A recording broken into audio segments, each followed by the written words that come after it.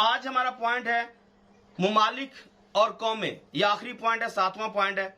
मुमालिक मतलब मुल्कों की जमा, मुमालिक और कौमें, और इसके साथ ब्रैकेट के अंदर है पूरी दुनिया को खुदा के हुजूर पेश करना।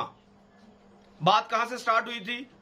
बात हमारी अपनी जिंदगी से शुरू हुई थी, फिर ये अपनी जिंदगी से शुरू होती हुई अपने बदन के तमाम अज़ा पर आती है, और इसके बाद फिर ये अपने पूरे दिन के ऊपर आती है, हमारे दिल के ऊपर आती है, फिर हमारे खानदान के ऊपर जाती है, कलीसिया के ऊपर जाती है, और आज जो है ये पूरी दुनिया के ऊपर जा रही है। आज का जो पॉइंट है वो पूरी दुनिया के लिए दुआ करना, और इसके अंदर 4-5 पॉइंट मैंने रखे हुए हैं जिन पर आज हमने गुफ्तगू करनी है। थोड़े वक्त के लिए, जितनी देर तक खुदा जोर देगा, हम बात करेंगे मुमालिक और कौमें। सबसे पहला जो पॉइंट है इसके अंदर वो है कौमों के लिए शिफायती दुआ। कौमों के लिए शिफायती दुआ। आइए मेरे साथ देखिए, ज़बूर की किताब, उसका दूसरा ज़बूर है और उसकी 8 नंबर आयत।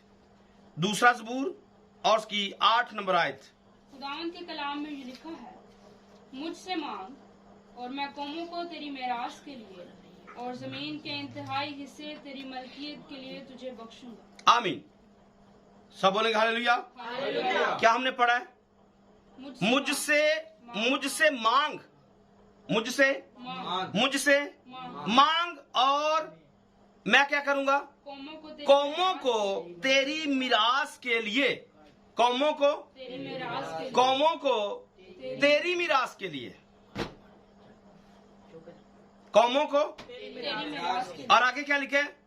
जमीन के इंतहाई हिस्से तेरी मलकियत के लिए, जमीन के इंतहाई हिस्से तेरी मलकियत के लिए तुझे बख्शूंगा। आमीन। कितना खूबसूरत वादा, कितना बड़ा वादा खुदा का जो आज हमने पढ़ा। छोटी बात नहीं है, बहुत बड़ी बात है। शायद हमारे दिल में यह बात आए कि मेरी दुआ करने से क्या हो सकता है। हाँ, पिछले पैगाम में भी ये बोला था कि मेरी दुआ करने से क्या होता है। हाँ, मेरी दुआ करने से क्या हो सकता है। इब्लीस क्या करता है? इब्लीस शक पैदा करता है। इब्लीस हमारे माइंड को शक्की बना देता है कि मैं तो इतना अच्छा नहीं हूं, मेरी इतनी अच्छी कारकर्दगी भी नहीं है, मैं इतना वफादार भी नहीं हूं, मैं कुछ भी अच्छा नहीं करता हूं, तो मेरी दुआ से क्या होने वाला है। तो याद रखिए, हमारी दुआ से तो शायद कुछ भी होने वाला नहीं है, पर जो वादा खुदा ने किया हुआ है, खुदा तो अपने वादे में पक्का और पाबंद है। मुझसे मांग, मुझसे, और मांगने में क्या है? कौमों को। तो कौमें अगर कोई मांगेगा ही नहीं, हाँ, कौमें अगर कोई मांगता ही नहीं है, तो उसको खुदा देगा कैसे? मांगेंगे तो वो कौमों को मिरास में देगा, कौमों को, और जमीन के इंतहाई हिस्से तेरी मलकियत हो जाएंगे, कौमें तेरी मिरास हो जाएंगी। मिरास मतलब कौमें ऐसे बनेगी जैसे ये हमारे बाप का माल है। सारी कौमें कैसी हैं? हमारे बाप का माल है, हमारे बाप की जागीर है। तो मांगने से, यहां पर जो हमने इस बात को पढ़ा है, खुदा कौमों को मिरास में देने का वादा करता है। खुदा कौमों को मिरास में देने का वादा करता है। और कौमें है किसकी? हाँ, कौमें किसकी हैं? ये सारा कुछ किसका है? ये सारा कुछ, सब का सब ये खुदा का है। 24 ज़बूर में आप पढ़ सकते हैं, जमीन और उसकी मामूरी खुदावंद की है। जमीन और उसकी मामूरी, तो खुदा का ये सारा मटेरियल हमारे खुदा का है, और देगा किसको? उसको जो से। अब मुझे इस बात को मतलब फॉलो करना है, ये समझना है कि मुझे कौमें क्यों चाहिए। हमारे माइंड में मतलब कभी आया इस बात के लिए कि खुदा ने तो वादा किया कि कौमें तेरी मिरास हो जाएंगी, कौमें तेरी मैंने कौमों को करना क्या है? और दूसरी चीज कि जमीन के इंतहाई हिस्से तेरी मलकियत के लिए तुझे बख्शूंगा। कौमें तेरी मिरास और जमीन के इंतहाई हिस्से तेरी मलकियत, मतलब जमीन जितनी भी है इसका मैं तुझे मालिक बना दूंगा। और कौमें तेरी मिरास में, इसका कई मतलब हो सकते हैं। मिरास का मतलब जो बाप की तरफ से चीज हमें मिलती है वो मिरास होती है। तो सारी कौमें हमें मिरास में मिल सकती हैं, सारी कौमें हमें मिरास में मिल सकती छोटा वादा है, बहुत बड़ा। हाँ छोटा वादा है, लेकिन हमारे पास कुछ भी नहीं है। हमारे पास कुछ भी नहीं है। कौमें, पूरी कौमें हमारी मिरास होना या पूरी जमीन के इंतहाई हिस्से जो खास हिस्से हैं वो हमारी मलकियत होना, यहां पर तो एक लोकल जगह हमारी नहीं है। यहां पर तो ये कच्ची आबादी का चकशजाद का इलाका, सिर्फ छोटा सा इलाका, ये हमारे कंट्रोल में नहीं है, ये हमारी मिरास नहीं है।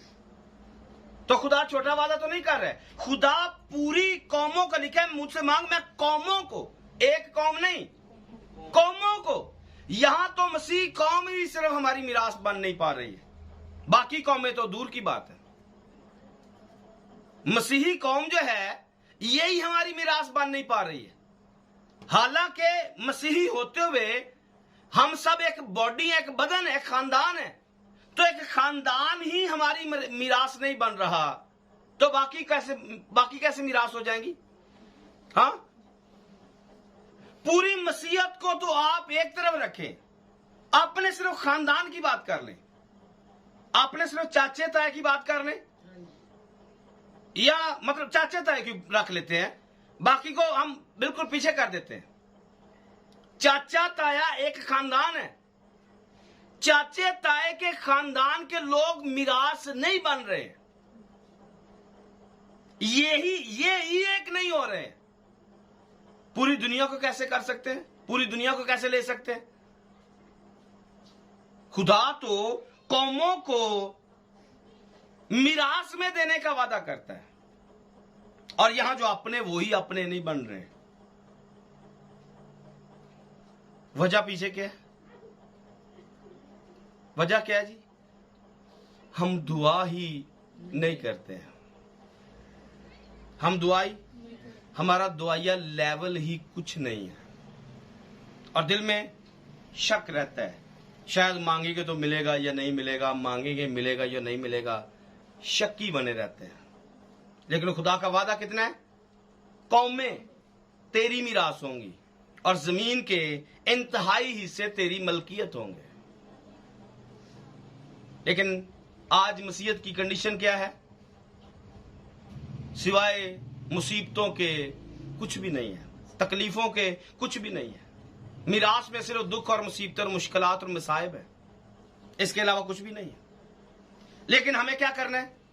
इस चीज की आदत अपनाना है। इस चीज की शुरू कहां से हमने लिया था? दुआ करने की आदत अपनाना। जब तक हमारी आदत नहीं बनेगी हमें कुछ मिलने वाला भी नहीं है। तो आज हम सारे पॉइंट्स को एक करके देखेंगे कि अभी तक हमने पढ़ा क्या है, अभी तक हमने सुना और सीखा क्या है। दुआ करने की आदत अपनाना, जब हमें अपना आप खुदा को पेश करने की आदत पड़ेगी, अपना दिल खुदा को पेश करने की आदत पड़ेगी, अपनी बॉडी खुदा को पेश करने की आदत पड़ेगी, अपने खानदान, रिश्तेदार, कलीसिया और अपने बाप के घराने को खुदा के सामने पेश करने की आदत पड़ेगी, फिर हमें पूरी दुनिया के लिए भी दुआ करने की आदत पड़ सकती है। दूसरी बात, हर बंदा अपना नफा ढूंढता है। हर बंदा अपना नफा ढूंढना। जिस दिन हमें यह समझ में आ गया कि दुआ करना एक नफा है, तब हम दुआ करना शुरू करेंगे। जिस दिन समझ में आया कि दुआ करना एक नफा है, और नफा क्या है? मुझसे मांग। नफा क्या है? मुझसे मांग और मैं कौमों को तेरी मिरास के लिए और जमीन के इंतहाई हिस्से तेरी मलकियत के लिए दे दूंगा। और ये होगा क्या? पेमेंट करनी पड़ेगी, कोई पैसा देना पड़ेगा, कोई खून देना पड़ेगा। हाँ, क्या करना पड़ेगा? कौमों को अपनी मिरास बनाने के लिए करना ही क्या है? हाँ, सिर्फ दुआ करनी है। जमीन के अच्छे से अच्छे टुकड़े को लेने के लिए करना क्या है? क्या करना है? हम भी कुछ टुकड़ा लेना चाह रहे हैं। हाँ, लेना चाह रहे हैं। और सोच क्या है? पैसे इकट्ठे करें। सोच क्या है? ये सोच कभी नहीं आ रही है कि पैसों की जरूरत नहीं है, दुआ करने की जरूरत है। उसके लिए सिर्फ दुआ करने की जरूरत है। दुआ करेंगे, अच्छे से अच्छा हिस्सा हमारी मलकियत हो जाएगा। यशुआ ने क्या पेमेंट की? लिखा, जहां पर तेरे पांव का तलवा टिकेगा, जहां पर तेरे पांव का तलवा टिकेगा। तो हम आज ईमानदार क्या करते हैं? दुआ ये कर रहे होते हैं कि जिस जगह तेरे पांव का तलवा टिकेगा वो तेरी हो जाएगी, लेकिन साथ पैसों का बंदोबस्त कर रहे हैं। पैसे देकर, चीज लेकर, अपने नाम लगवाकर फिर कहते हैं हमने पांव का तलवा रखा तो ये हमारी हो गई है। जबकि ऐसा बिल्कुल बाइबल में लिखा हुआ नहीं। जब पांव का तलवा टिकना है तो पैसे नहीं देने हैं। उसके लिए पैसे, उसके लिए खुदा के साथ जुड़ना जरूरी है। उसके लिए खुदा के प्लान के मुताबिक चलना जरूरी है। और जब खुदा के साथ राबता होगा फिर बात बनेगी। बेशक पैसा दुनिया में रहते हुए जरूरी है, लेकिन इतना जरूरी नहीं है जितना जरूरी दुआ करना है। दुआ करने की आदत अपनाना, दुआ करते जाएंगे, दुआ करते जाएंगे, एक दिन जगह खुद ब खुद हमारे नाम पे आ जाएगी। कैसे? इस वादे को खुदा के सामने रखने की जरूरत है। खुदावन तूने कहा है, खुदावन यहां पर लिखा हुआ है मुझे पैसे दे। यहां पर इस आयत में ऐसा लिखा हुआ है, मुझे पैसे दे और मैं कौमों को तेरी मिरास के लिए और जमीन के इंतहाई हिस्से तेरी मलकियत के लिए तुझे बख्शूंगा। ऐसा लिखा हुआ है? नहीं, मुझसे मांग। क्यों? जमीन किसकी है? जमीन किसकी? जमीन किसकी है? पैसे कौन लेता है? खुदा या बंदे? और जब जमीन खुदा की है तो बंदे भी बीच में पैसे क्यों लेंगे? जमीन तो खुदा की है और बेच इंसान रहा है। बेच इंसान रहा है क्योंकि इंसान इसका मालिक बन बैठा है। इंसान इसका मालिक बन बैठा है और हम पैसे देकर इसको खरीदते हैं।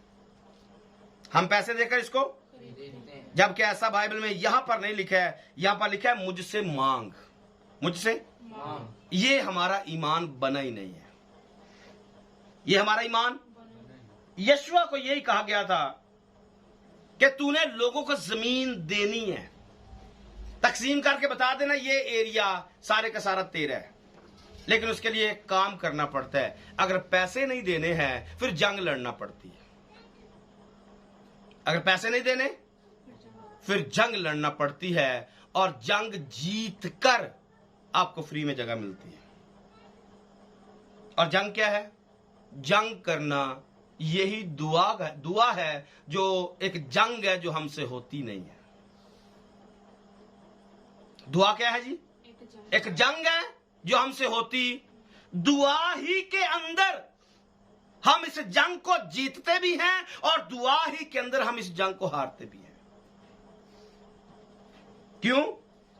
क्योंकि खुदा ने कहा मांग मुझसे, मुझसे। तो हम मांगते ही, हम इसमें ही फेल हैं, हम मांग ही नहीं सकते हैं। तो जब हम मांग नहीं सकते फिर पैसे तो देने पड़ते हैं। हमारे लिए आसान ये है, हमारे लिए कमेटी डाल लेते हैं और पैसे इकट्ठे हो जाएंगे। क्योंकि दुआ करना हमारे लिए वबाले जान है।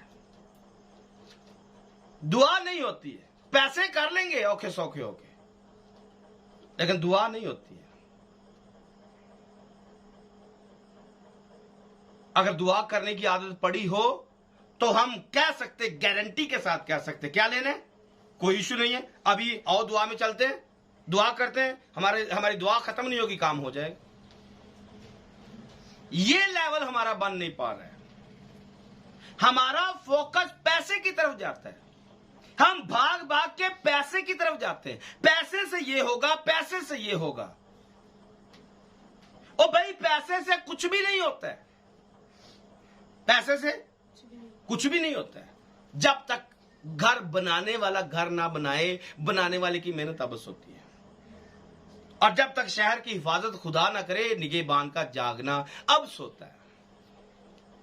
शुरुआत खुदा से है, खुदा पहले और बाकी चीजें बाद में। लेकिन हमारा पैसा सबसे पहले आता है और खुदा पीछे रह जाता है। पैसा है तो हम ये काम कर लेंगे, पैसा नहीं है तो हम ये नहीं कर सकते। इब्तिदाई कलीसिया के पास कितना को पैसा था, हाँ, उन्होंने दुनिया को फतह कर लिया है। पतरस के पास कितना पैसा था, पौलुस के पास कितना पैसा था, याकूब के पास कितना पैसा था, या बाकी रसूलों के पास कितने पैसे थे। उनके पास तो जो था वो भी उन्होंने छोड़ दिया। ऐसा बाइबल में दर्ज है, हमने तेरे लिए अपना सब कुछ छोड़ दिया। हाँ, हमने तेरे लिए सारा कुछ छोड़ दिया, बता हमें क्या मिलेगा। और यीशु ने कहा, इस जमीन पर 100 गुना, इस जमीन पर और आने वाले जहान में हमेशा की जिंदगी। इस जहान में हमने क्या किया है, हमने घर को छोड़ा, हमने दुनियादारी को छोड़ा, हमें क्या मिलेगा। तो बदले में क्या बताया कि क्या, इस जमीन पर 100 गुना और आने वाले जहान में हमेशा की। तो मैंने कहा, जब ये आदत पड़ जाएगी फिर जहन भी खुलेगा, समझ भी आएगी। ये हमसे नहीं हो रहा है। ईमानदार आज यहां पर फेल हो चुके हैं। मुझसे मांग, करना कुछ भी नहीं है, करना सिर्फ मांगना है, सिर्फ और मांगना कैसे है। अब यहां पर प्रॉब्लम है। यहां पर मांग किससे रहे, यहां पर प्रॉब्लम है, मांगते किससे हैं, खुदा से, खुदा से, दोस्त से, भाई से, बाप से, शौहर से, किससे। अब मेरी बात को समझ पा रहे हैं, मैंने क्या बोला है, मांग किससे रहे, बोलिए। नंबर 1 मैंने क्या कहा, खुदा से मांग रहे हैं, दोस्त से मांग रहे हैं, भाई से मांग रहे हैं, शौहर से मांग रहे हैं, और बाप से मांग रहे हैं, या फिर आका से मांग रहे हैं। हाँ, हम किससे मांगते हैं,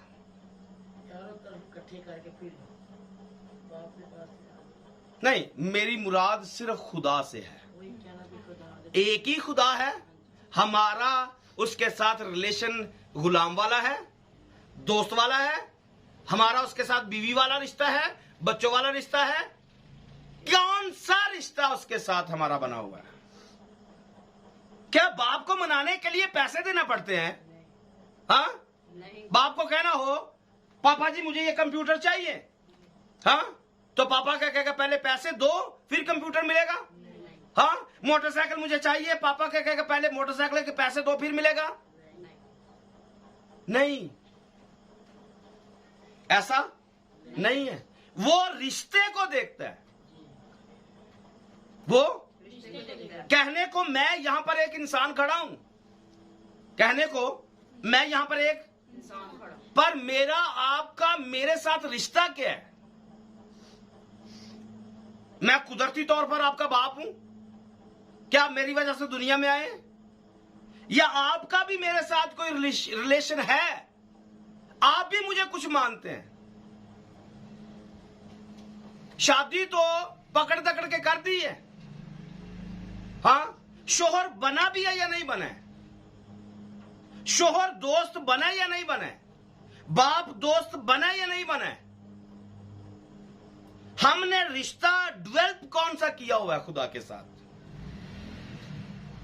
मुझसे मांग, मुझसे मांग, मैं क्या करूंगा? कौमों को तेरी मिरास के लिए दूंगा। और मिरास कैसे बनेगी? जो कुछ बाप का है वो आगे जब ट्रांसफर होता है तो वो मिरास बनती है। तो समझिए यहां पर खुदा एक बाप की हैसियत में बात कर रहे हैं। खुदा एक बाप की हैसियत से बात कर रहे हैं। बाप को पैसा नहीं चाहिए, बाप को पैसा फक्त वो मुंह चाहिए, फक्त वो मुंह चाहिए, वो जुबान चाहिए, वो होंठ चाहिए, वो दिल चाहिए, वो रिश्ता चाहिए। क्या उसके साथ बाप बेटे का रिश्ता बना है या नहीं बना है? उसे पैसे नहीं चाहिए, उसे वो रिश्ता चाहिए जिस रिश्ते में आकर वो सब कुछ देगा। अगर रिश्ता है तो मिलेगा, अगर रिश्ता नहीं बना है तो कुछ भी मिलने वाला नहीं है। तो यहां पर बहुत बड़ा वायदा किया गया है, मुझसे मांग, मुझसे कौमें तेरी मिरास में दूंगा और जमीन के इंतहाई हिस्से तेरी मलकियत हो जाएंगे। मुझे बताइए, ये 5 मरले का जो प्लॉट मेरे पास है, जो खुदा ने मुझे दिया हुआ है, सजाद मुझे कहे कि पापा ये मेरे नाम करवा दे, हरून और हिजकेल कहे, अरूज कहे, 4 बच्चे मेरे, ये कहे जी पापा जी हमारे नाम पे करवा दो, मैं कहूंगा पैसे दो? हाँ, क्या डिमांड है? डिमांड क्या है जी? 4 बच्चे 5 मरले का प्लॉट लेना चाहते हैं, डिमांड क्या है? मैं क्या कहूंगा कि मुझे पैसे दो फिर मिलेंगे? क्या करना पड़ेगा? इनको जगह लेने के लिए मुझसे क्या करना पड़ेगा?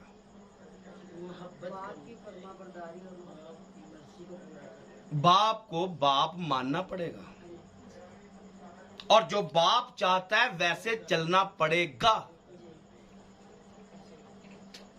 खुदा से चाहिए? हाँ, खुदा से चाहिए। पैसे मांगता है? क्या मांगता है? वो फर्मा बरदारी मांगता है। वो खुदा हमसे कोई डिमांड नहीं करता है।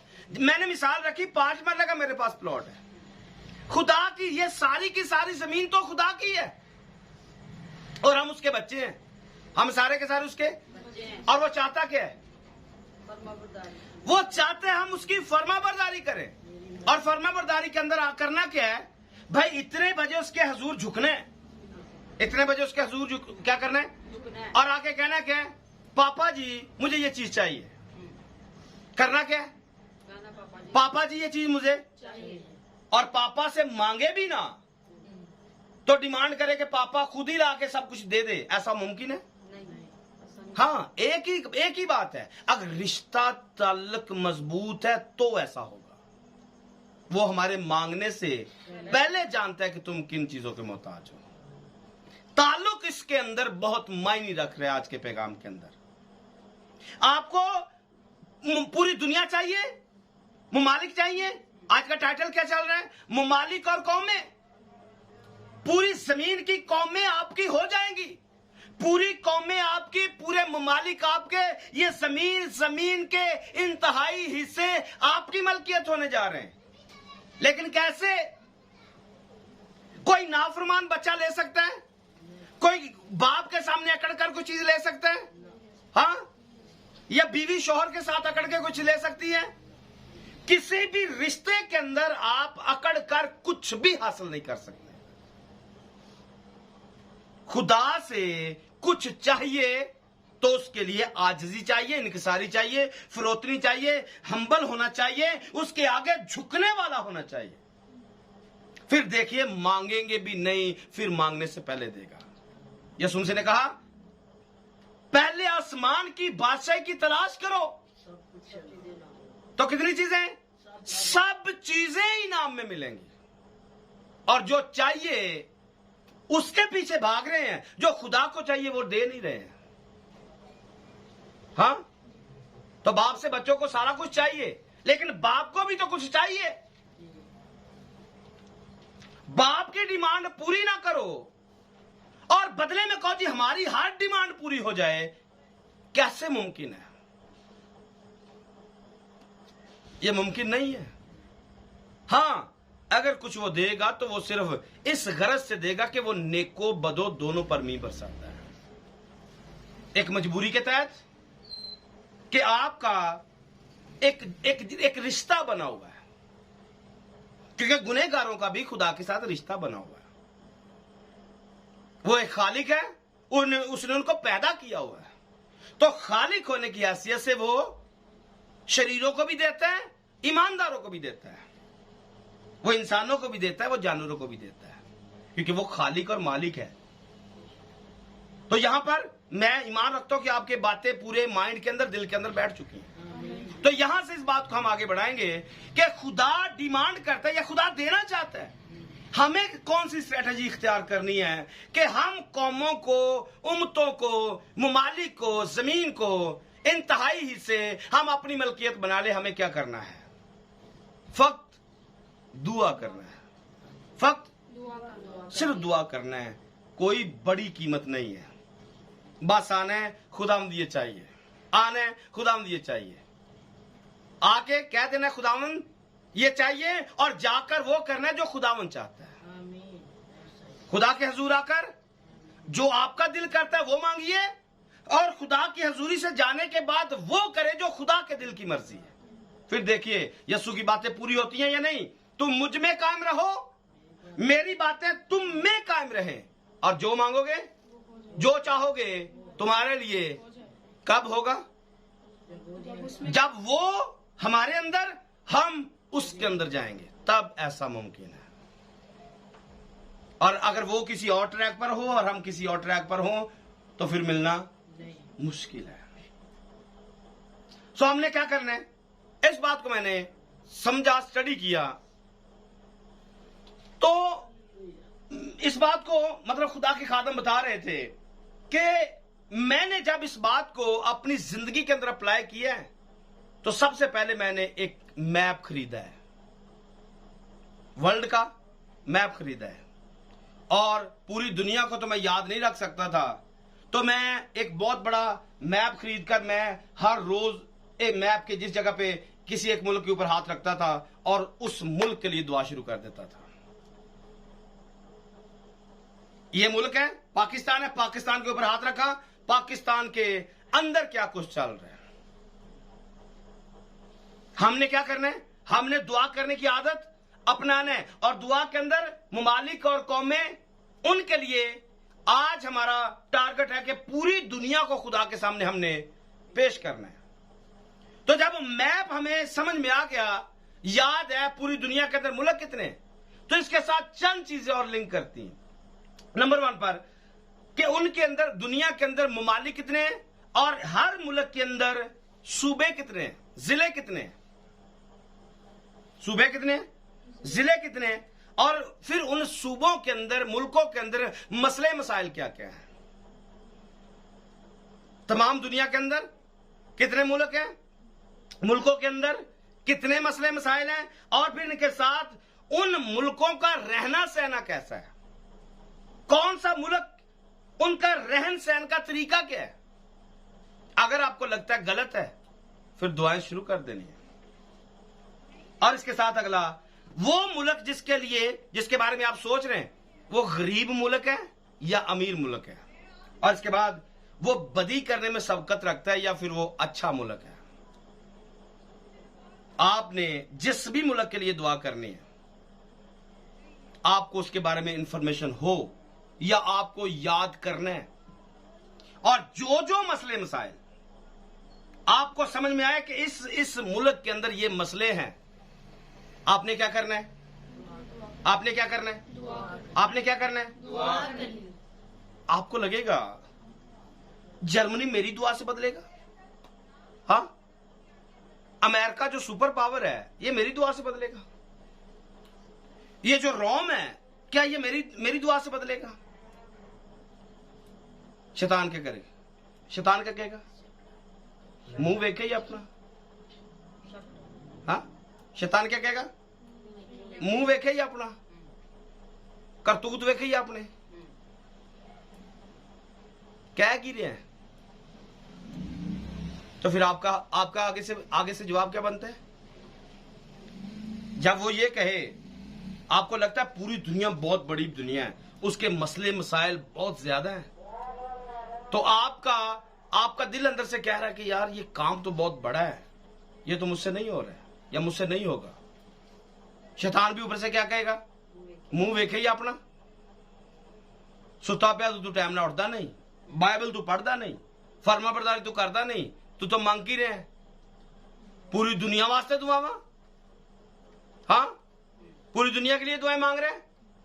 फिर चुप करके इस आयत को उसके सामने रख देना है जो आज हम पढ़ रहे हैं। क्या कहा है इसमें? क्या लिखा हुआ है? मुझसे मांग। शैतान को बताना है भाई ये तेरा मसला नहीं है, ये तेरा मसला नहीं है, ये मेरा और मेरे बाप का मसला है, मेरा और मेरे बाप का मसला है भाई। उसने मुझे बताया है, उसने मुझे बोला हुआ है कि तू मुझसे मांग, तो मैं जर्मनी तेरी मिरास में तुझे दे दूंगा, अमेरिका तेरी मिरास में दे दूंगा, पाकिस्तान, इंडिया, अफ्रीका, एशिया, ये जितने भी मुमालिक हैं मैं तेरी मिरास में तुझे दे दूंगा। फक्त इस आयत पर ईमान रखना है, इन लफ्जों पर ईमान रखते हुए इबलीस का मुंह बंद करना है और उसे कहना यहां से निकल जा, ये मेरा और मेरे बाप का मसला है। कैसे मिलेगा? कैसे खुदा देगा? खुदा अपने कलाम को पूरा करने में सच्चा है, कादिर है, वो अपने कलाम को पूरा करने के लिए जागता और बेदार रहता है। तो बात सिंपल है, सादी है, लेकिन फायदे की है और बहुत बड़ा फायदा होने वाला है। और इसके साथ दूसरा पॉइंट है, अच्छा अगर आपको लगता है एक और चीज इसके साथ ऐड करनी है, अगर लगता है कि हर रोज पूरी दुनिया के लिए दुआ नहीं हो सकती है, क्योंकि हमने शुरू में रखा हुआ है अपने लिए दुआ करनी है, खानदान के लिए दुआ करनी है, कलीसिया के लिए दुआ करनी है, अपनी बॉडी के लिए दुआ करनी है, दिल के लिए दुआ करनी है, पूरे दिन के लिए दुआ करनी है, जहां जहां पर जाने उनके लिए दुआएं करनी है, और फिर उसके बाद पूरी दुनिया के अंदर जितने लोग बिशारत दे रहे हैं उनके लिए दुआएं करनी है। अब दुनिया के मसले मसाइल हैं पूरी दुनिया के, और उनको अपनी मिरास बनाने के लिए दुआएं करनी है। आपको लगता है सारे मुल्क ज्यादा हैं, ज्यादा टाइम गुजर है और सारे याद नहीं रहते, इसकी लिस्ट बना लें, आज इस मुल्क के लिए करें, कल उस मुल्क के लिए करें, जो खुदा का रूह आपको जिसके लिए जोर देता है उसके लिए दुआ करना शुरू करें। और ये मुमकिन तब है जब हमें दुआ करने की आदत है। ये एक बहुत बड़ा अगला टारगेट है, ये तब होगा जब आदत पड़ी हुई होगी, और जब आदत ही नहीं है तो होने वाला भी कुछ भी नहीं है, होने वाला भी। और जो बंदा अपना आप ही पेश ना कर सके वो पूरी दुनिया को पेश कर देगा खुदा के सामने। शुरुआत अपने से करनी है, अपने खानदान से करनी है, शुरुआत दुआ के अंदर गीत गाने की करनी है। और जब बंदे की दुआ में आवाज ही बुलंद ना हो, बाइबल में लिखा नहीं है बुलंद आवाज के साथ दुआ करूंगा, और जिस बंदे की दुआ में आवाज ही ऊंची ना निकल सके उसने मांगना ही क्या है? हाँ, जिसकी दुआ में आवाज ही बुलंद ना हो सके उसने करना भी क्या है? तो दुआ में आवाज बुलंद करना है, बुलंद आवाज के साथ। कई रेफरेंस आपको ज़बूर की किताब में मिलेंगे, एलिया को आप पढ़ सकते हैं, उसने जोर से दुआ की है। मसलों मिसालों को हल करने के लिए जोर से दुआएं करना पड़ती हैं। अगर हमारी जुबान ही हमारे हलक से ऊंची आवाज नहीं निकाल पा रही है, आपकी आवाज आसमान पर कैसे आप पहुंचा पाएंगे? आपने अमेरिका के लिए दुआ करनी है, अमेरिका के मसले मसाइल ही बेशुमार है, क्या करेंगे? जोर तो लगाना पड़ेगा, जोर लगाना पड़ेगा। हमारे पास एक छोटी सी बैटरी है। बैटरी क्या करती है? मोटरसाइकिल की बैटरी कितना घर चला सकती है, कितनी लाइटें ऑन कर सकती है? मोबाइल की बैटरी कितनी लाइटें ऑन कर सकती है? छोटी बैटरी है, छोटा काम करेगी। आप बैटरी, मोबाइल की बैटरी से ट्रांसफार्मर का काम नहीं ले सकते हैं। ट्रांसफार्मर का काम करने के लिए ट्रांसफार्मर जितनी पावर भी अंदर चाहिए, ताकि आप पावर आगे सप्लाई कर सके। तो ये पूरी दुनिया के लिए दुआएं करने के लिए आपको ना तो छोटी बैटरी बनना है, ना एक बड़ी बैटरी बनना है, ना आपको ट्रांसफार्मर बनना है, बल्कि आपको एक बड़ा ग्रिड बनना पड़ेगा, ताकि आप पूरी दुनिया को पावर दे सके, या फिर पूरी दुनिया को अपनी तरफ खींच सके, दुनिया आपके वसीला से बरकत पा सके। और इसके लिए बहुत बड़ा ताल्लुक खुदा के साथ होना जरूरी है। और फिर वही बात कि आप मांग तो पूरी दुनिया रहे हो, और जिससे मांग रहे हो उसके साथ आपका कनेक्शन और आपका रिश्ता क्या है?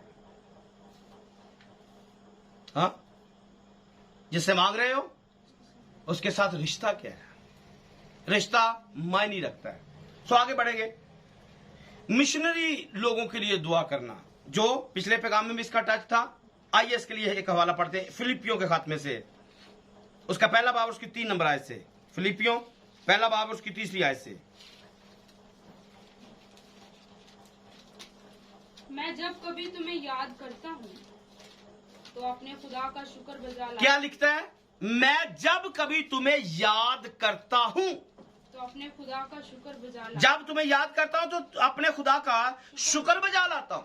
और हर एक दुआ में जो तुम्हारे लिए करता हूं, हमेशा खुशी के साथ तुम सब के लिए दरख्वास्त करता हूं। आगे, इसलिए कि तुम अव्वल रोज से लेकर आज तक खुशखबरी के फैलाने में शरीक रहे हो। पहले दिन से लेकर आज तक तुम मेरे क्या हो? शरीक हो। और आगे, और मुझे इस बात का भरोसा है कि जिसने तुम में नेक काम शुरू किया है वो उसे यीशु मसीह के दिन तक पूरा कर देगा। वाजिब है कि मैं तुम सब की बाबत ऐसा ही ख्याल करूंगा, क्योंकि तुम मेरे दिल में रहते हो। तुम मेरे दिल में रहते हो, और मेरी कैद और खुशखबरी की जवाबदेही और सबूत में तुम सब मेरे साथ फजल में शरीक हो। एक लीडर अपने लोगों को जो उसके साथ काम करने वाले अपने दिल में रखता है। और हम लीडर की ट्रेनिंग कर रहे हैं, हम लीडर की दुआ सीख रहे हैं कि लीडरों ने पूरी दुनिया के लिए दुआएं मांगनी। शायद ये बच्चों के लिए तो मुश्किल है, पर एक लीडर को पूरी दुनिया के लिए दुआ करनी है, और पूरी दुनिया को फतह करना है, पूरी दुनिया को खुदा का कलाम सुनाना है, खुशखबरी सुनानी है, पूरी दुनिया को यीशु मसीह का मैसेज देना है।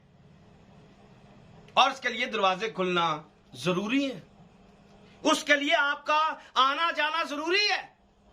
और ये जिनको खत लिखा है फिलिपियों को, अव्वल रोज से आप मेरे साथ हो, तो अव्वल रोज में इसके लिए अमाल 11वें बाब में इसका किस्सा लिखा हुआ है, आप देख सकते हैं यहां पर।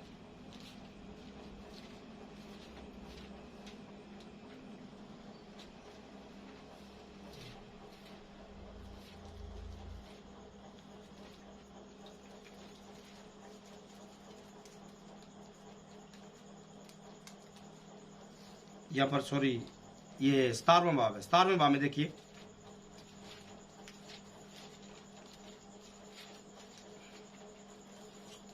पहली आयत से पढ़िए। 17वें बाब की पहली आयत से।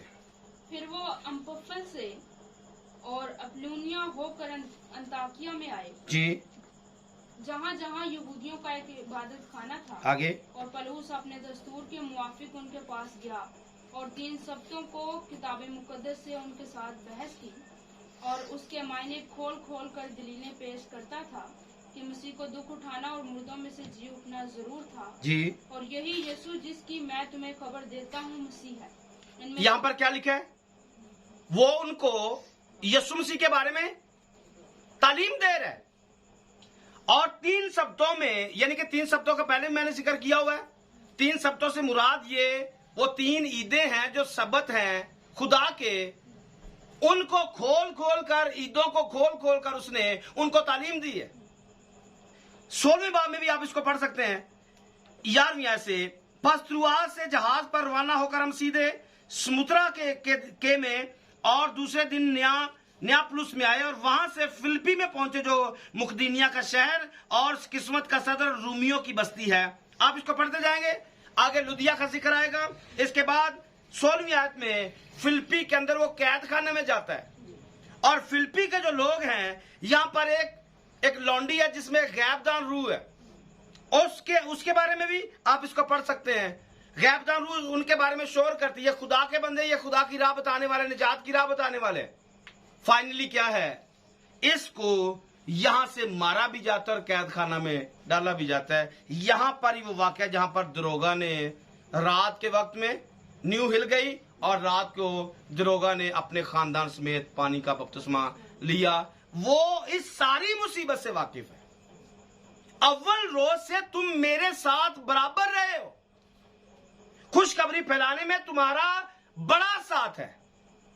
तो वो क्या कर रहे हैं, जहां जहां पर लोग उनके साथ काम कर रहे थे, वो मिशनरी वर्क कर रहे थे, वो लोगों के लिए दुआएं करता है, वो लोगों के लिए। और सिर्फ यहां तक नहीं है, कैद खाना के अंदर रहकर वो उनके लिए दुआएं करेगा और कलीसियाएं बाहर फलदार साबित होंगी, कलीसियाओं के अंदर फल पैदा होगा, और साथ ही साथ में वो कैद में रहते हुए अपने लिए भी डिमांड करता है। और डिमांड क्या करते हैं, देखिए 2 कुरिन्थियों का खाता है, पहला बाब उसकी 11 नंबर आयत है। अगर तुम भी मिलकर दुआ से हमारी मदद करोगे, ताकि जो नेमत हमको बहुत लोगों के वसीला से मिली, उसका शुक्र भी बहुत से लोग हमारी तरफ से करें। आपको समझ में आया हो वाला कि तुमने क्या करना है, मिलकर हमारे लिए दुआ से क्या करना है, हमारी मदद करोगे। मदद क्यों करनी है, जो नेमत हमको बहुत से लोगों के वसीला से मिली, जो नेमत हमको बहुत से लोगों के वसीला से मिली, उसका क्या करना है, उसका क्या करना है, उसका शुक्र भी बहुत से लोगों की तरफ से करें। आप इस बात को समझिए कि मैं यहां पर जो मुझे नेमत मिली हुई है, जो यहां पर मुझे खादमों के हाथ रखने की वजह से जो नेमत मुझे मिली, अब लोगों का हक बनता है इस बात के लिए कि वो मेरे लिए दुआ करें, इस बात के लिए कि जो नेमत मुझे मिली है आप उसके लिए खुदा की शुक्रगुजारी करें, क्योंकि इस नेमत के वसीला से बहुत सारे लोग फायदा हासिल कर रहे हैं, बहुत सारे लोगों को जोर मिल रहा है, बहुत सारे लोग खुदा की हजूरी में जा रहे हैं, बहुत सारे लोग ईमान में मजबूत हो रहे हैं। तो एक लीडर को कलीसिया को अपने दिल में रखना है, और इसके साथ साथ कलीसिया को भी खादम के लिए उतनी ही ज्यादा दुआएं करनी, ताकि कलीसिया भी मजबूत हो सके और खादम भी आगे काम कर सके, मिशनरी लोग भी जो आगे बशारत का काम कर रहे हैं वो बढ़ सके। आमीन। तो हमने क्या सीखा, हमने मिशनरी लोगों के लिए दुआएं करनी है, क्योंकि मिशनरी लोग आपकी वजह से, आपकी दुआओं की वजह से पूरी दुनिया के अंदर काम करते हैं, और वो दुनिया में काम कर रहे हैं और कलीसिया उनके दिल में है, और कलीसियाओं के लिए वो वहां पर बैठकर दुआएं करते हैं, और कलीसिया ने यहां पर बैठकर उनके लिए दुआएं करनी है। और ये एक जरूरी अमल है, दुआएं करना जरूरी अमल है, ताकि हम एक दूसरे को पावर दे सके। तो इसके साथ तीसरा पॉइंट हमारा है बशारत के लिए रूहानी जंग। बशारत के लिए जो बशारत हमने देनी है उसके लिए एक रूहानी जंग है जिसको हमने करना है और जीतना है। इफिसियों के खात्मे से इसका रेफरेंस आप पढ़ सकते हैं, 6 बाब उसकी 18 और 19 आयत है। छठा बाब 18-19 आयत। और हर वक्त और हर तरह से रूह में दुआ और मिन्नत करते रहो। क्या लिखा है? हर तरह से और हर वक्त हर तरह से और हर वक्त रूह में दुआ और मिन्नत करते रहो और इसी गर्ज से जागते रहो सब मुकद्दसों के वास्ते बिला नागा। सब मुकद्दसों के वास्ते क्यों? क्योंकि मुकद्दस लोग जो हैं ये रूहानी जंग के अंदर चल रहे हैं। याद रखने वाली ये बात है कि हम जितने भी मुकद्दस लोग हैं, जितने लोगों को खुदा ने दुनिया से अलग किया है, हमारा शैतानी कुव्वतों के साथ फड्डे जंग है, लड़ाई है, कुश्ती है।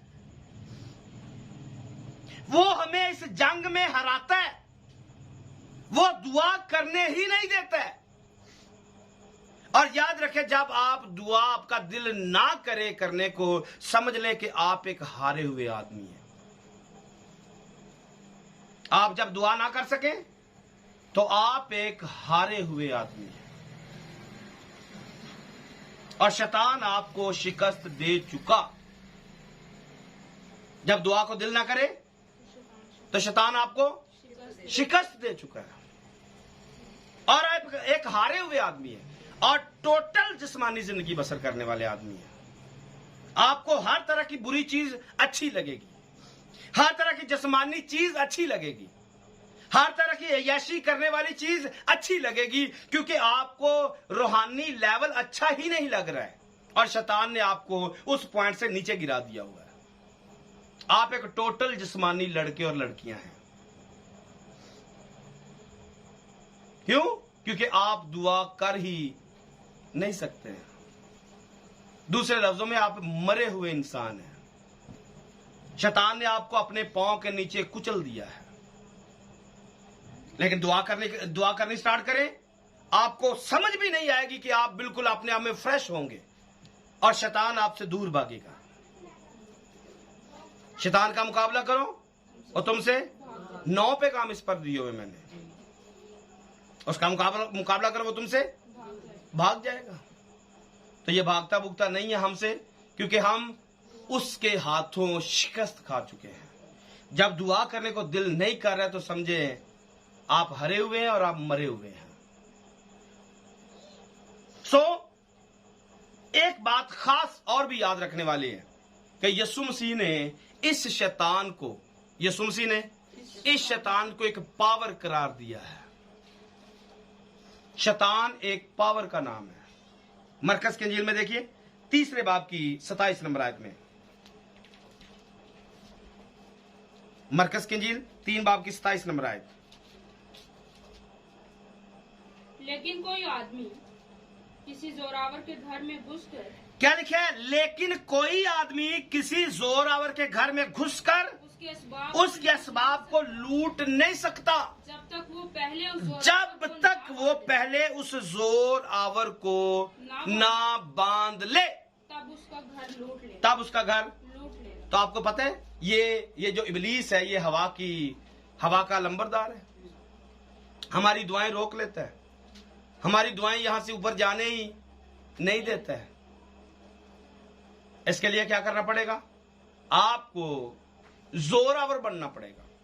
आपको वो हथियार जो यीशु के हाथ में लिखे हुए हैं, वो उस रूहानी जंग के अंदर हथियार लेने पड़ेंगे और इस इब्लीस को बांधना पड़ेगा, क्योंकि ये एक जबरदस्त पावर है, ये एक ताकत है और हमारा इस जंग के अंदर इस पावर के साथ मुकाबला है। और वो तो हमें गिरा देता है क्योंकि हमारे पास दुआ की पावर है। दुआ करेंगे इब्लीस भागेगा, दुआ करेंगे। यहां पर वाकयात हुए कुछ पिछले दिनों में। क्या करते थे हम? दुआ करते थे ना। तो दुआ से होता क्या था? इब्लीस। तो समझ लीजिए कि अगर आपको समझ में आ जाए, जहन खुल जाए कि यहां पर कोई जादू मंत्र तो नहीं पढ़ते थे हम। क्या करते थे? वही दुआएं, यीशु तेरे नाम से भागे, तो वो भागता था या नहीं? फिर भी यकीन ना आए, फिर भी दुआ की समझ ना आए। इस दुआ से ही इब्लीस भागता है और ये ईमानदारों को दुआ करने ही दुआ करने ही, नहीं देते। क्योंकि ये एक दुआ, एक पावर है, एक ताकत है, एक कुव्वत है।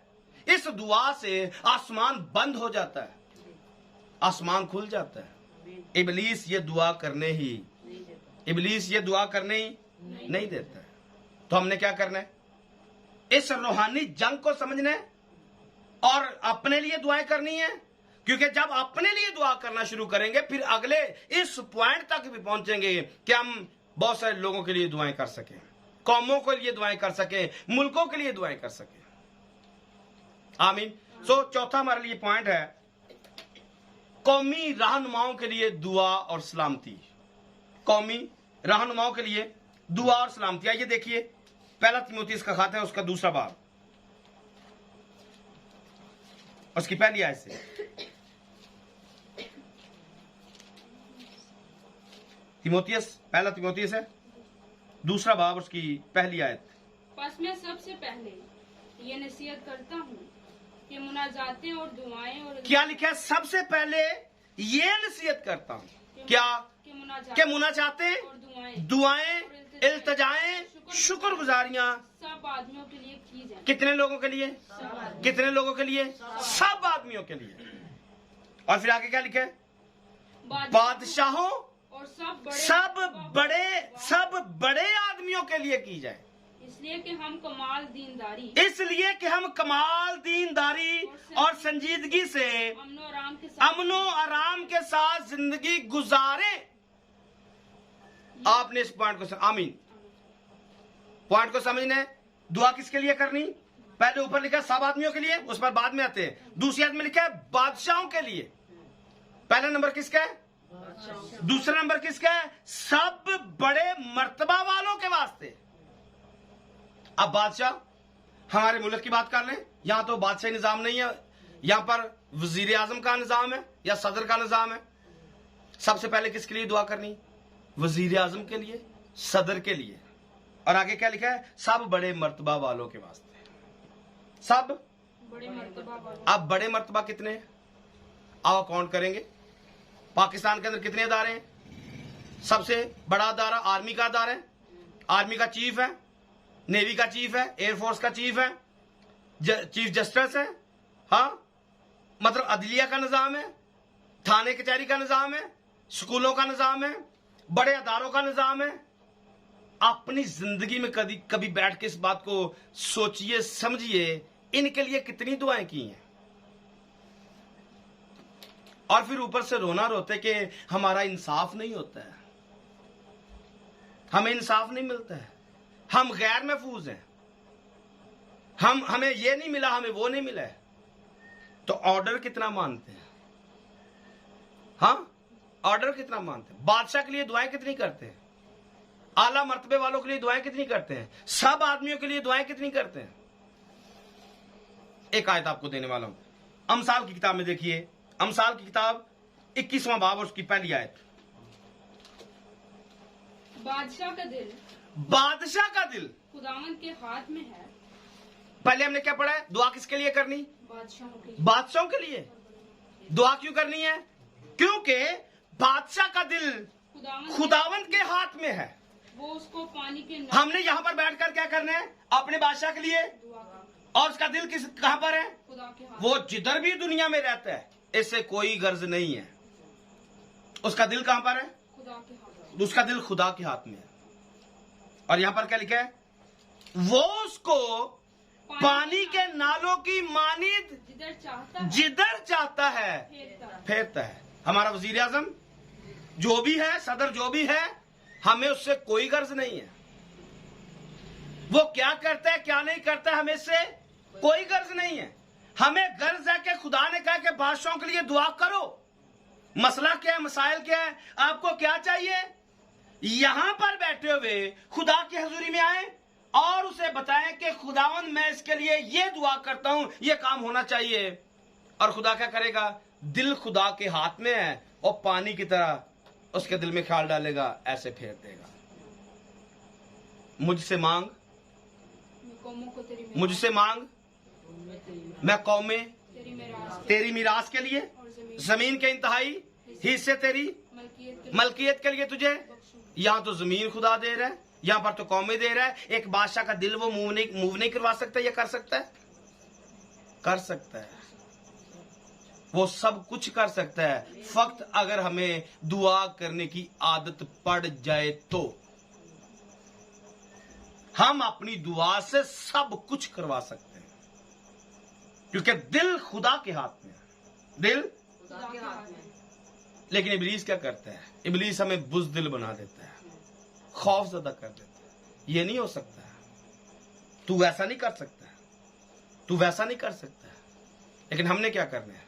हमने दुआ करनी है, हमने दुआ करनी है, बुज़दिल नहीं बनना है, हमने ताकतवर बनना है, जुरत करनी है, और जुरत करके इन बादशाहों के लिए दुआएं करनी है, इन बड़े मर्तबा वालों के लिए दुआएं करनी है। और खास हमारे पास तो आज एक बड़ा खास पैगाम है कि जड़ा वाले के अंदर जो कुछ हुआ है, हमने क्या करना है? उनके लिए दुआएं करनी है। जो वहां पर जो बड़े अफसर लीड कर रहे हैं, मुल्क के बड़े ऑफिसर्स हैं जो लीड कर रहे हैं, उनके लिए दुआएं करनी है। हमारा खुदा यहां से हमारी दुआ सुनकर उनके दिलों को मूव कर देगा, उनके दिलों को तब्दील कर देगा।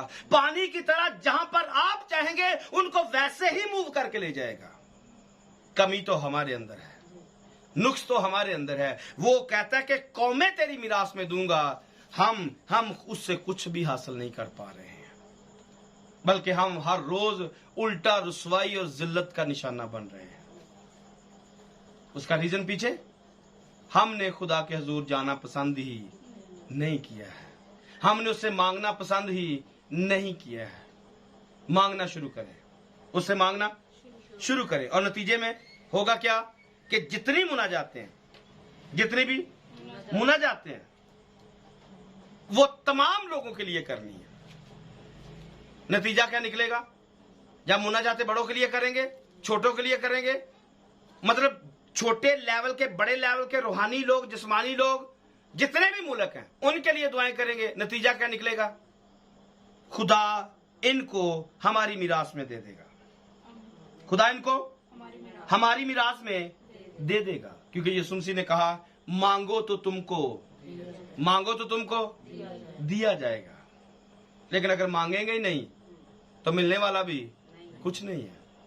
और आज तक अगर हमारे पास कुछ नहीं है तो उसके पीछे रीजन क्या है? यीशु ने कहा, तुमने कभी मेरे नाम से कुछ मांगा ही नहीं है। अगर मेरे नाम से मांगते तो तुम्हारे लिए हो जाता।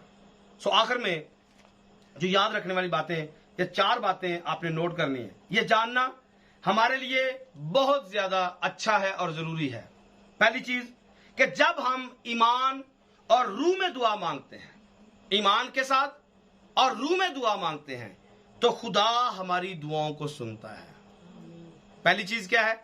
जब हम ईमान के साथ और रूह में जाकर दुआ मांगते हैं तो खुदा हमारी सुनता है। नंबर 2 पर, दुआ से नताइज हासिल होते हैं।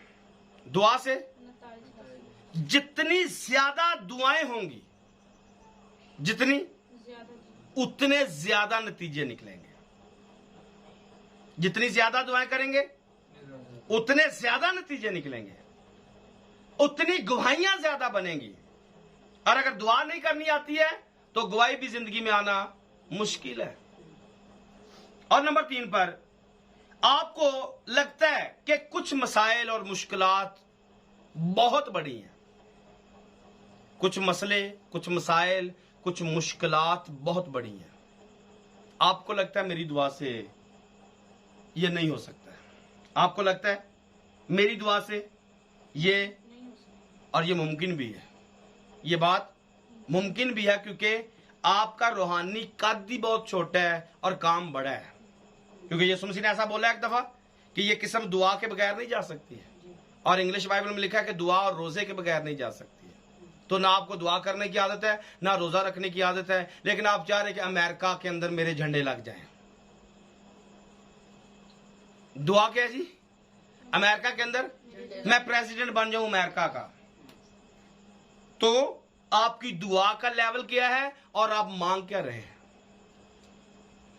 तो आपको, जो मैंने कहा कि आपको लगता है कि मसला बड़ा है, मुश्किल बड़ी है, काम बड़ा है और मेरा लेवल छोटा है, और ये मुमकिन भी है कि ऐसा दुआ से होने वाला नहीं है। ये मुमकिन है कि मेरी दुआ से ऐसा होने वाला, बोलिए, मेरी दुआ से ऐसा नहीं है। फिर आपने एक बात कहनी है कि मेरी दुआ बेशक छोटी है, मेरी दुआ बेशक कम है और मसला बेशक बड़ा है, पर मेरे खुदा से तू बड़ा नहीं है। मेरे खुदा से तू बड़ा, मेरे खुदा से तू बड़ा, मेरे खुदा से तू बड़ा नहीं। और जिसके सामने हम मिन्नत कर रहे हैं, मुनाजात कर रहे हैं, इल्तिजा कर रहे हैं, वो पूरी कायनात को चलाने वाला है। ये मसले मसाइल हमारे लिए, ये मुश्किलात हमारे लिए, और जिसके सामने हम मिन्नतें करते हैं उसके सामने कुछ भी मुश्किल नहीं है। वो यर्दन को 2 टुकड़े कर सकता है, उसके लिए कुछ भी मुश्किल नहीं है, टुकड़े करने की भी जरूरत नहीं है, वो पानी के ऊपर भी चल सकता है, उसके लिए कुछ भी मुश्किल, वो बांझ का घर बसाना जानता है, वो 100 वर्ष के बूढ़े को औलाद दे सकता है, वो पानी को मैं में तब्दील कर सकता है, वो सौल को पालूस में तब्दील कर सकता है, उसके लिए कुछ भी मुश्किल, वो जो कह देता है वो हो जाता है, उसके लिए कुछ भी मुश्किल नहीं है।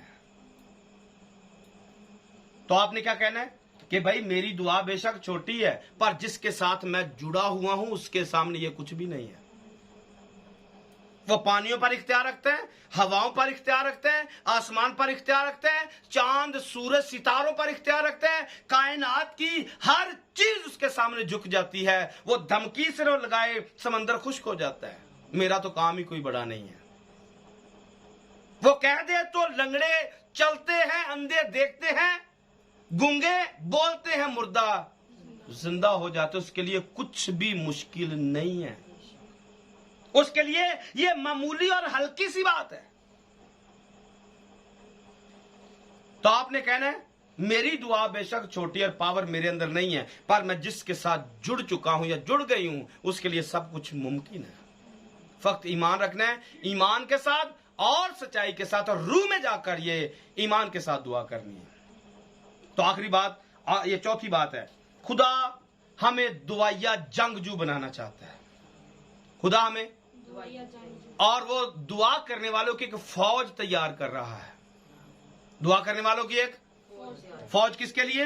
इबलीस के साथ जंग करने के लिए, इबलीस का मुकाबला करने के लिए, इबलीस को शिकस्त देने के लिए।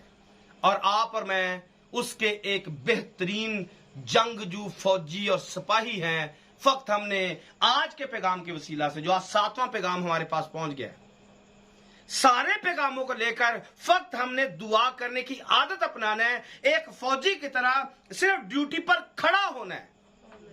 आपने सिर्फ ड्यूटी पर खड़ा होना है। दुश्मन आपकी वर्दी के अंदर आपको देखकर उसकी टांगे खुद ब खुद कांपती हैं। एक फौजी को देखकर दुश्मन वैसे चौकन्ना रहता है। और अगर आप पोजीशन के ऊपर हैं, इतने बजे का टाइम दुआ का है, आपसे दुआ नहीं हो रही है, पर आप पोजीशन के ऊपर खड़े हुए हैं, इबलीस आपको इसी बात में अपनी शर्मिंदगी और अपनी शिकस्त महसूस करेगा कि वो तो आपको उठने का मौका नहीं दे रहा था, पर आपने उठकर खुदा के पास आप आ चुके हैं। यही उसके लिए शिकस्त काफी है। जंगजू सिपाही बनने, आप और मैं जंगजू सिपाही हैं, क्योंकि खुदा इस रूहानी जंग के अंदर आपको और मुझे इस्तेमाल करना चाहता है। बहुत सारे मिशनरी लोगों के लिए, बहुत सारे बादशाहों के लिए, बहुत सारे छोटे बड़ों के लिए, मुल्कों के लिए, कौमों के लिए, कबीलों के लिए, खानदानों के लिए, अपने लिए, अपने बदन के अज़ा के लिए, कलीसिया के लिए, खानदान के लिए, आपको और मुझे खुदा चाहता है कि हम दुआ करने की आदत अपना लें, ताकि बहुत सारे लोग आपके वसीला से बरकत पाएं और आपकी दुआओं के वसीला से शैतान, इबलीस शर्मिंदा हो सके और खुदा का नाम जलाल पा सके। ये मकसद है खुदा का, दुआ की आदत अपनाने का, कि खुदा चाहता है कि हमें दुआ की आदत पड़े। जब दुआ की आदत पड़ जाएगी, इबलीस खुद ब खुद हमारे पांव के नीचे आ जाएगा। आमीन। सो मेरी दुआ है आपके लिए, अपने लिए, आप सबों के लिए, जो ऑडियो वीडियो को सुनते हैं उनके लिए, कि खुदा हम सबको तौफीक बख्शे कि हम सब दुआ करने की आदत अपनी अपनी जिंदगी में डालें ताकि खुदा का नाम जलाल पाए, इब्लीस शर्मिंदा हो और हम खुदा के साथ जुड़े रहें, इस जमीन पर भी खुदा के साथ रहें और आने वाली जिंदगी में भी हम खुदा के साथ रह सकें। आमीन। सो आज के कलाम के वसीला से खुदा हम सबों को बहुत ज्यादा बरकत बख्शे। आमीन। Praise the Lord. हालेलुया।